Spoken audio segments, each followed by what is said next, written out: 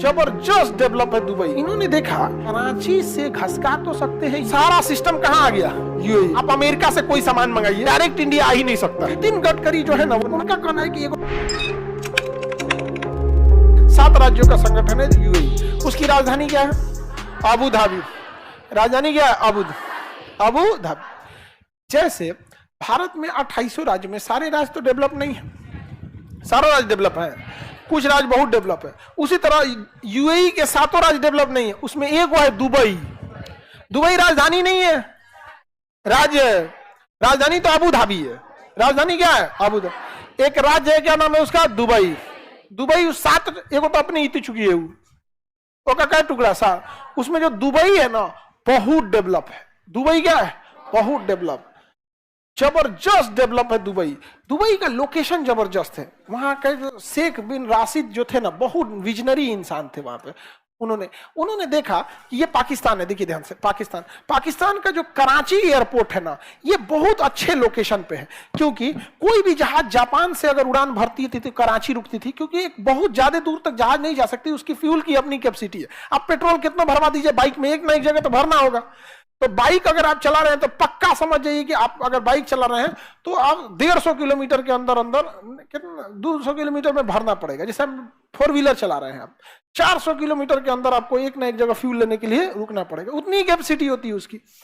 तो यहां से अगर कोई चाइना से जा रही है वो भी कराची रुक रही है, कोरिया से कराची, ताइवान से कराची, हांगकांग से, सिंगापुर से, मलेशिया से, चारों ओर से सब कहां रुक रहे थे, कराची। और कराची के बाद कहां जा रहे थे, यूरोप, इटली, फ्रांस, अमेरिका, ये यहां पे। और फिर यहां से ये कहां जा रहे थे, आगे। तो इन्होंने देखा कि हम कराची से घसका तो सकते हैं यूएई में, ज्यादा दूर नहीं घसका सकते। कहां घसका सकते हैं, यूएई में। तो इन्होंने देखा कि कराची पे, पाकिस्तान पे लोगों का ज्यादा भरोसा नहीं था। सोचा कबो कोनो का मन करेगा कि फट जाएगा जाके पाकिस्तान में किसी को मन करेगा चलो आज फट जाते हैं सोचा कहीं हो जाके फट जाएगा।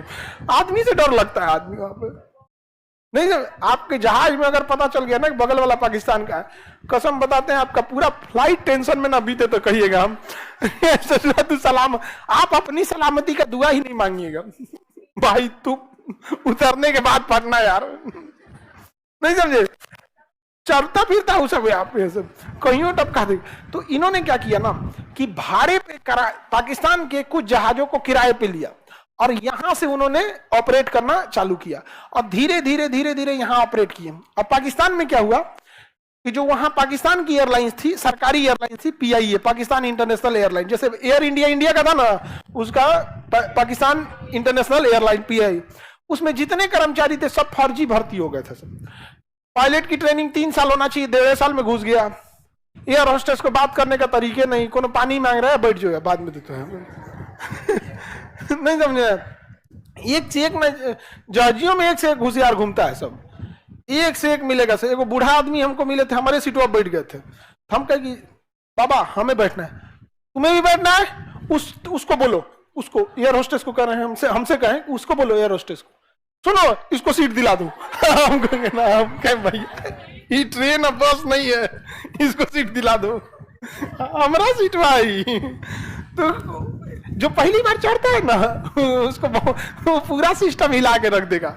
एयरपोर्ट पे कम से कम 20 आदमी से पूछेगा ये किधर जाइए, ये किधर जाएगा। जो बार बार रेगुलर चल रहा है उसको आइडिया आया, निकल दिया कहाँ बोर्डिंग है, कहाँ क्या है, सब चल दिया। तो पाकिस्तान में करप्शन होते गया, वहां चीजें डीले होने गई और सारा सिस्टम कहां आ गया, यूएई।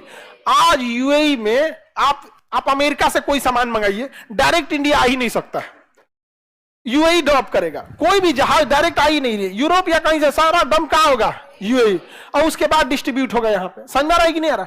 अब ध्यान से समझिए, यूएई डेवलप होना चालू हो गया। इसने कह दिया हमारे यहाँ धार्मिक नियम नहीं लगेगा, धार्मिक नियम केवल यूएई वालों के लिए, बाहर वालों के लिए नहीं।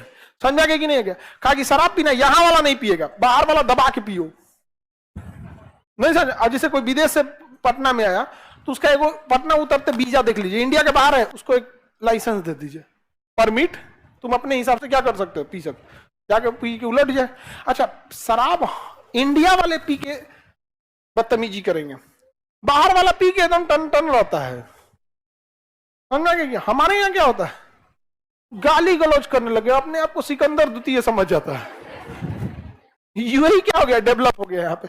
अभी देखिए जो ट्रांजिट हब बताते हैं आपको कहां कहां, एक ये यूएई है, एक यहाँ सिंगापुर है।